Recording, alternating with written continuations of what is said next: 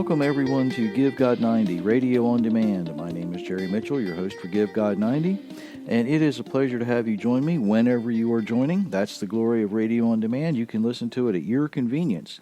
And if you are new to this podcast, you can download the Give God 90 app. It is absolutely free. Somebody else has paid for it, so you don't have to. The best part of that is you can download the podcast you like. If you happen to have, one that you really enjoy and want to keep, you can do that. You can search the archives. You can do all kinds of things because we've been doing this for almost 2 years now, and it is there's just a lot of information there that we put out. I even reveal some secrets. One in particular I shared not too terribly long ago. I had a lady chastise me, and I'm not going to tell you her name, but I will tell you what she said. She said that she doesn't like it when I quote the Bible. And the reason she doesn't like it when I quote the Bible is she says I quote it like it's real. And that, I'll be honest with you, it took me back just a little bit, and I had to really regroup after she said that, because I was really hoping that everyone who listened to this podcast felt the same way, that the Bible is real, which is why hopefully you would be listening to this, right? I mean, that would make sense, but that's okay. If she doesn't believe what it says, that is completely and totally up to her. That's fine. But I do quote it like it's real. I quote it quite often. Today I'm going to give you some examples. And what I'm going to talk about today, I had to go through the whole concept of what is sin and what is evil and what is just someone who may speak or act without thinking. Our response to that. I had to kind of give you the background for all of that. And that's over the past 4, I believe, instances, maybe 6 instances of our podcast and even our Facebook Live on Thursdays. Be sure, if you can, to join Myra and I for that. She joins me to kind of make sure some of the things I talk about on Thursday night when I'm doing it live, I go back and make sense of, because when I record these, I have the opportunity to go back and edit some things out if I think it doesn't make sense.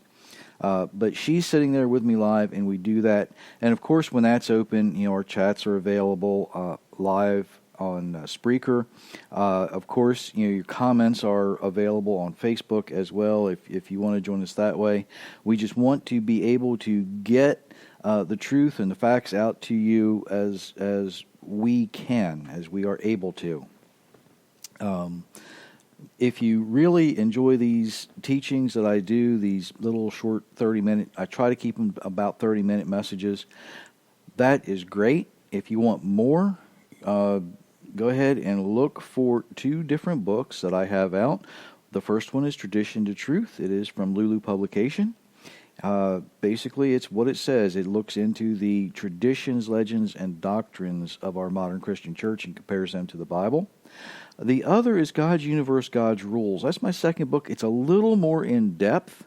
I get into things in there like divorce, the differences between the demons, the spirits, and the devils. I get into, the way that a church operates just a little bit. Some of the things they talk about in there. I look at, if a church organization chooses not to allow someone in a leadership position, depending on what the problem is with that, do they have a biblical foundation to stand on, or are they simply doing it because it is part of their social group understanding? And I kind of divide that out, so to speak. So, go ahead and grab them if you want a little more understanding. Thankfully, I have people who actually are purchasing books now in volume, and they're using them just to hand out to people in some instances. I know one particular person who is not terribly far from me. She actually she has a few copies she almost uses as a library. She lets people read and bring them back to her, and that's wonderful. I encourage such things because this message needs to get to the people who need to hear it. And thankfully, there are people out there who can afford to do that. They are giving these books out to the people who can't afford maybe to buy them, even though they're not terribly expensive, in my opinion. Of course, I'm the one that tries to make a little bit of money off of them. I'm going to be honest. I try. But, that's just the way it is. So today, what I want to get into, now that all my advertisements are over, all right, what I want to get into is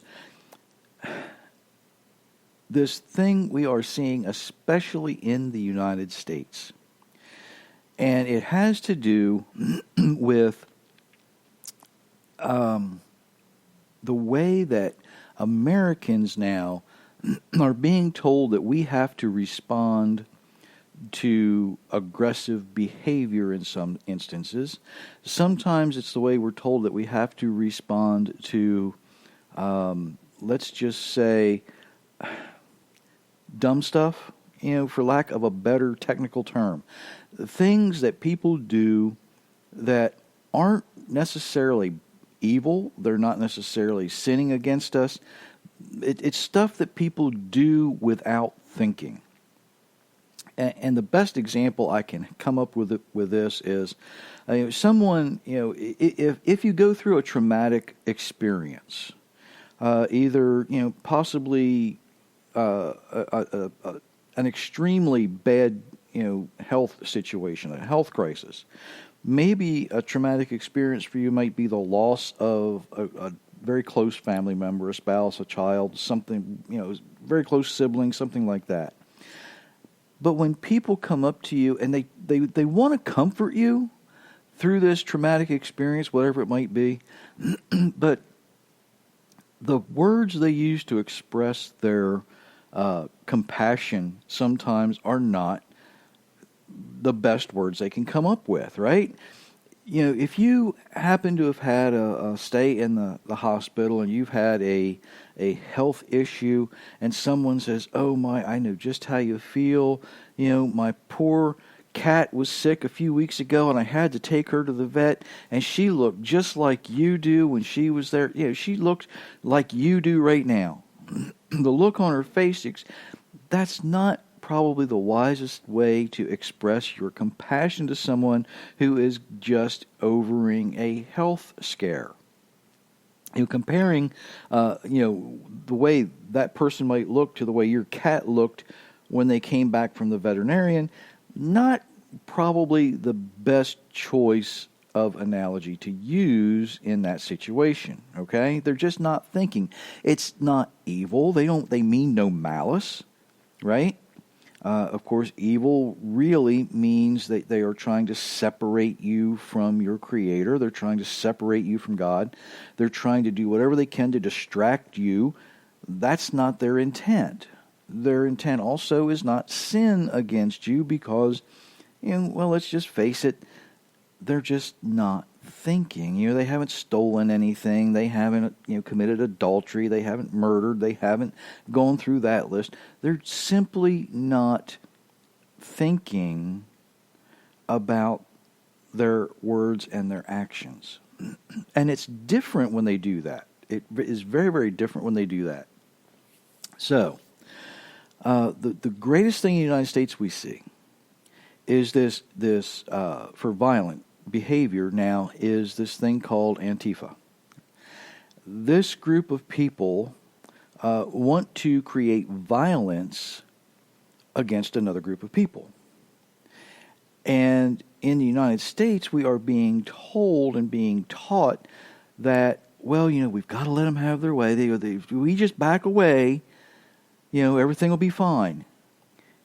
And ladies and gentlemen, here's where some people are going to disagree with me, and I need you to bear with me through this whole scenario. Okay, violence, okay, if it is forced upon you, you have two responses, two ways to react. And the Bible describes this as well. All right? Let's look at the first one, where Jesus says, "Blessed are the peacemakers." Now, if violence is forced upon someone who is a peacemaker, they are going to be given the words and the actions to express love, to express peace. They're going to be given that opportunity to show that, and the Almighty will interject His Holy Spirit and work that out in that situation. Now, we need to be very, very careful when I say this. There are people in the world whose gift, and some people might want to say, well, their gift of the Spirit is this. Their skill set that they have been given by their Creator prior to their birth is that they can be very diplomatic. They can interject a voice in a volatile situation that results in calm. It de-escalates the situation, and it really, these folks that have that particular skill set will be in place.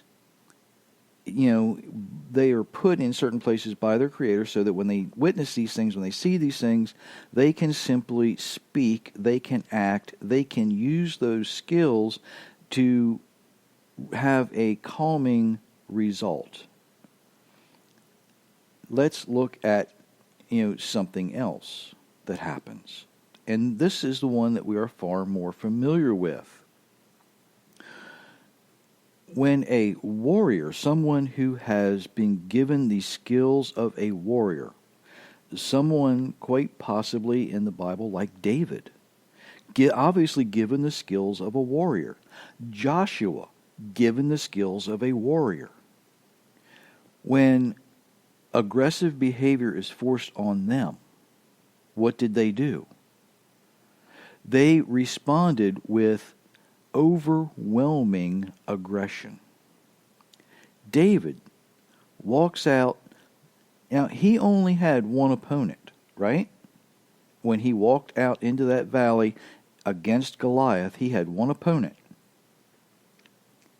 But what did he do? He picked up 5 stones. Now, sometimes you have heard me talk about David being willing to miss 4 times, right? David willing to be, under the complete authority of the Father. Whatever the Father wanted done was going to be done, but David knew he was told pick up 5 stones, and that's what he did. He picked 5 up. That's all he needed. 5 stones against one opponent, some would call overwhelming force, right?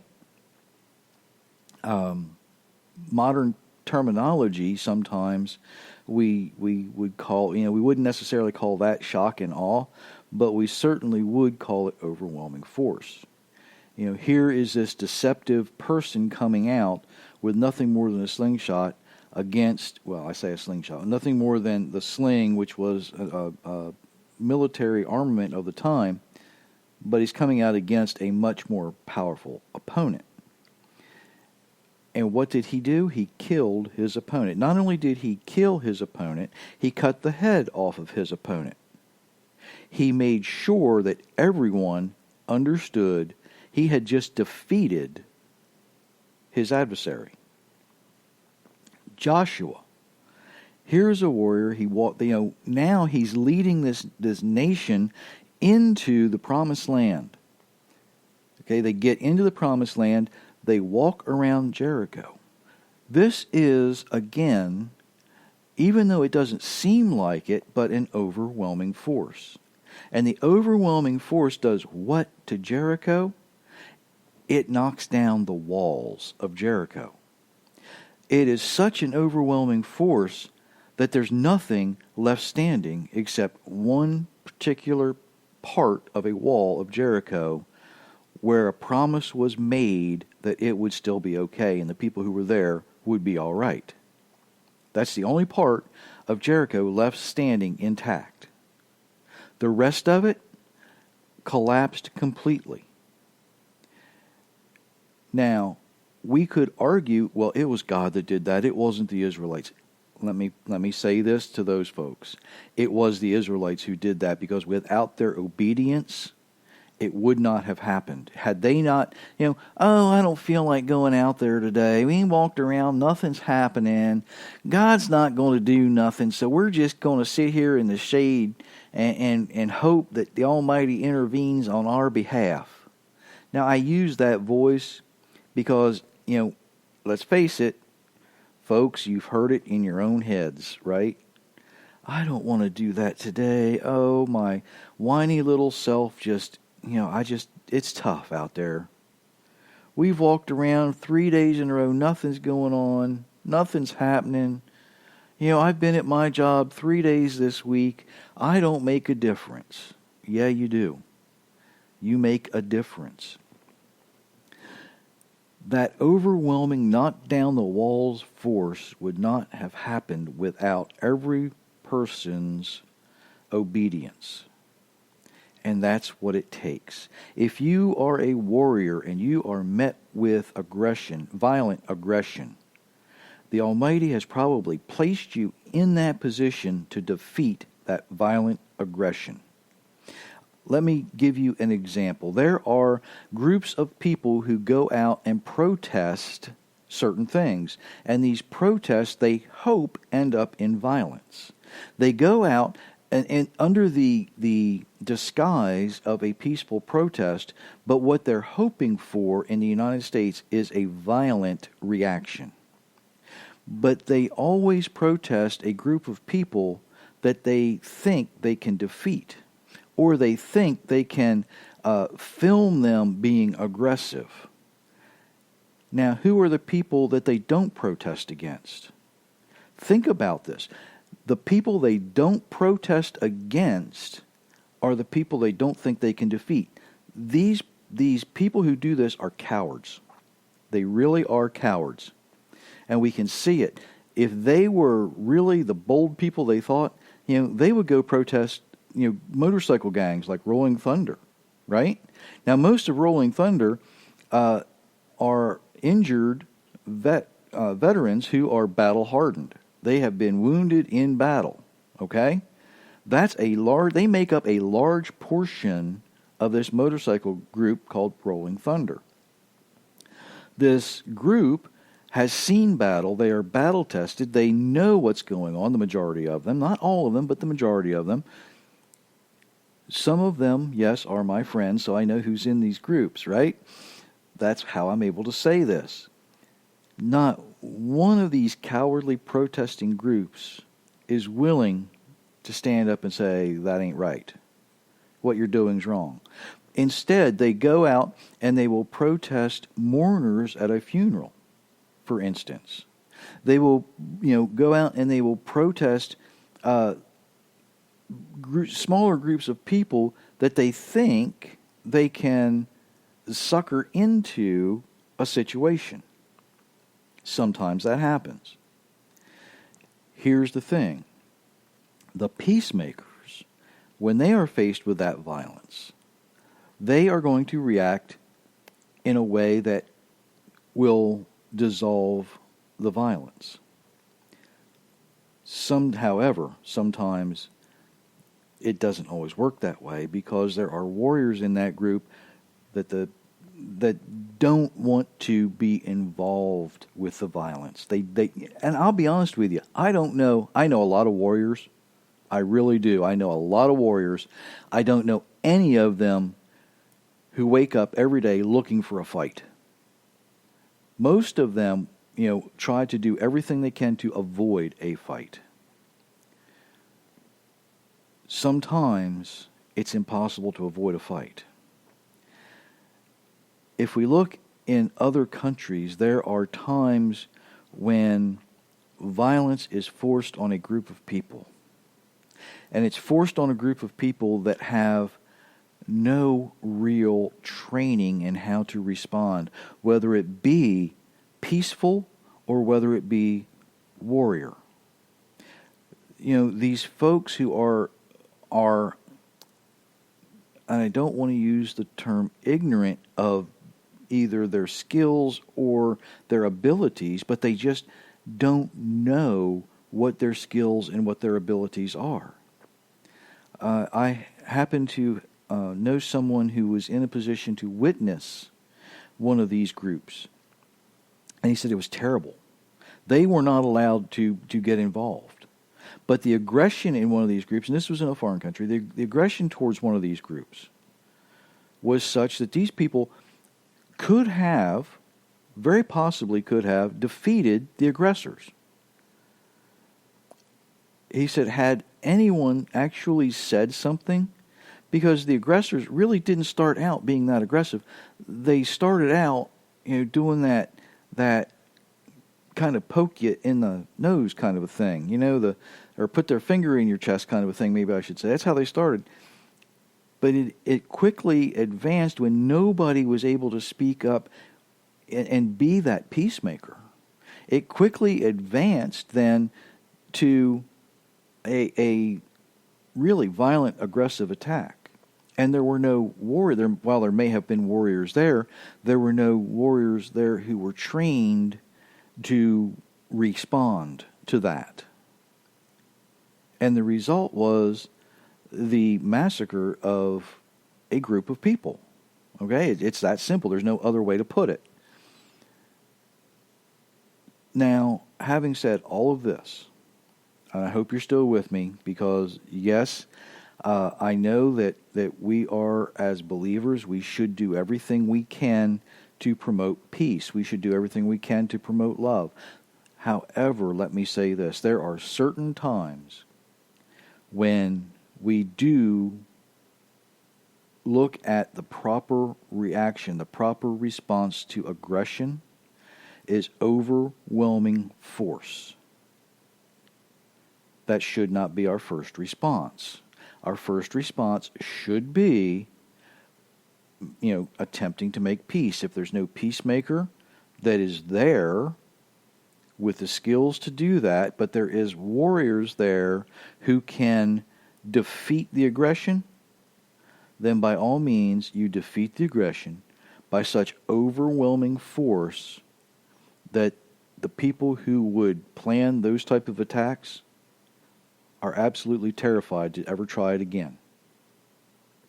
And we have biblical foundations for that. There are biblical foundations for making peace. Okay? That's easy. That should be our first response that we try for. If that's impossible, you let the warriors take over. And you let them defeat. If they have to defeat evil, they have to defeat evil. If they have to defeat sin, they have to defeat sin. If they have to defeat somebody who simply isn't thinking,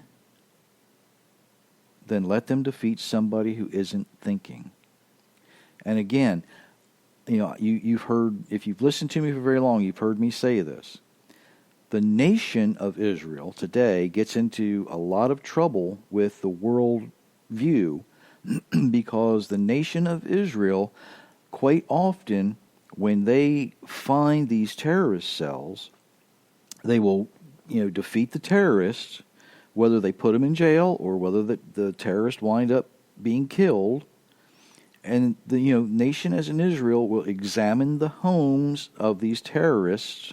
They will examine the places where they met, and if need be, what do? They tear down the structure. Because what happens, and we see this biblically, ladies and gentlemen, there are times when that structure needs to be demolished.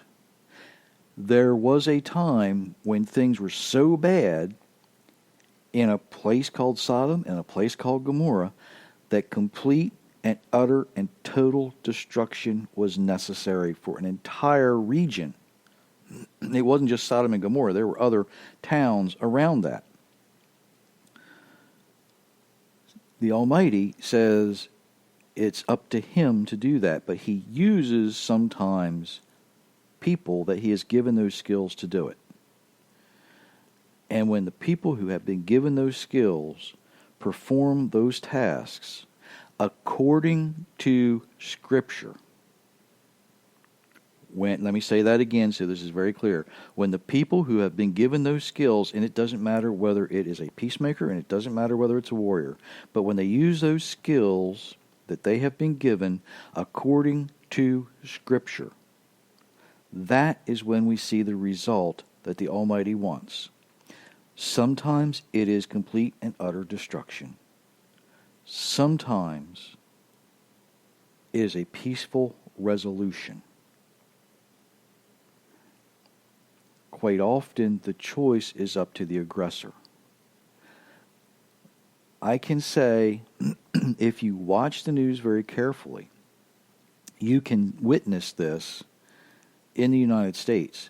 There will be something happen. Sometimes there are peacemakers in that crowd, and they will step forward and bring a peaceful resolution. Sometimes, and if you're carefully watching, you can watch that there are warriors also there who are standing back, letting the peacemakers be diplomatic. Again, in these situations, if you'll watch very, very carefully, you will see, peacemakers step through the warriors sometimes, because a lot of times a warrior's first reaction is training, skill, and they are trained to respond to aggression with aggression. And you will see the peacemakers step through that line and be diplomatic. Sometimes, though, what you're going to see is the peacemakers realize that the type of aggression that's coming, they don't have the skill for. And they will step back and let the warrior go forth. I'm not promoting violence. And I know that might be what it's sounding like. But what I am promoting is when violence is necessary, and sometimes it is. Sometimes violence is necessary to defeat aggressive violence. You do so, and you make it so blatantly obvious that if this ever happens again, what's going to happen is the complete and utter destruction of everything that brought that. When I was thinking about speaking about this, I was reminded of a movie years ago with Kevin Costner and Sean Connery. And it was called The Untouchables. And if you remember that story about Al Capone and the Untouchables, Elliot Ness and that whole scenario, Sean Connery delivered a short monologue in that movie, and it was about what he called the Chicago way. And he said, if they hurt one of yours, you kill 2 of them, right? If they kill one of yours, you kill 10 of them. That's the Chicago way, as Sean Connery was speaking at that time. And I know that's a poor interpreter, you know what I mean, imitation of Sean Connery, but that's the best I got. And I have to be careful how I say this, when Satan sends, whether it is sin, whether it is evil, or whether it is just somebody who doesn't know any better, and they attempt to harm one of the Almighties, I can guarantee you he has people in place in that situation to respond. The Almighty already has put people in place with the skills they need to respond. Sometimes it might be a police officer. Sometimes it might be, you know what? It very well could be nothing more than a young child sometimes who can speak who can speak peace to a violent situation. Sometimes the person who responds may be somebody you don't expect. It could be a nurse. It could be a doctor. It could be anybody. But sometimes it's a warrior. Sometimes it's a warrior, and we need to let the warriors do their job.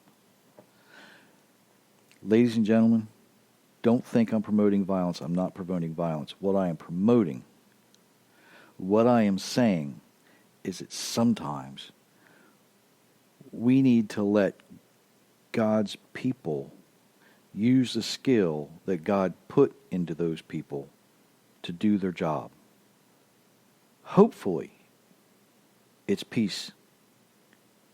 But if it needs to be violent response, let it be violent response, and let it be so overwhelming. Let it be so, what's a good word for this? So God-like in that response that these people understand they're not battling another group of people. They are battling the Almighty Himself, because it was Him that put these folks there. It was Him that gave these people the skills. It was Him that gave these people the opportunity to stand, not for themselves, but they stand. Just as David stood against Goliath, they stand against the people who would attempt to defeat and defame the name of the Almighty. I know this was a tough lesson for some people. I know this is tough to hear for some people. But we need to let God be God, because sometimes He will use overwhelming force when He needs to.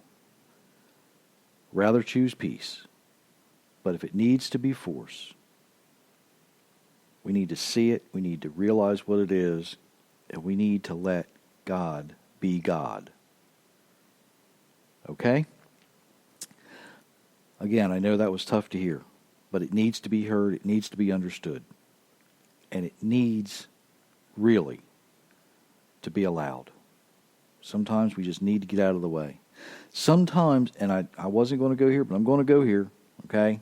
For those of you who don't want to hear this, now's a good time to turn this off, all right? But for those of you who think you can bear to hear this, especially in the United States, sometimes what we need to do is remember what our founding fathers did in the United States a couple of hundred years ago. They were willing to say enough is enough. They were willing to say, the aggressive acts of the king we will no longer tolerate.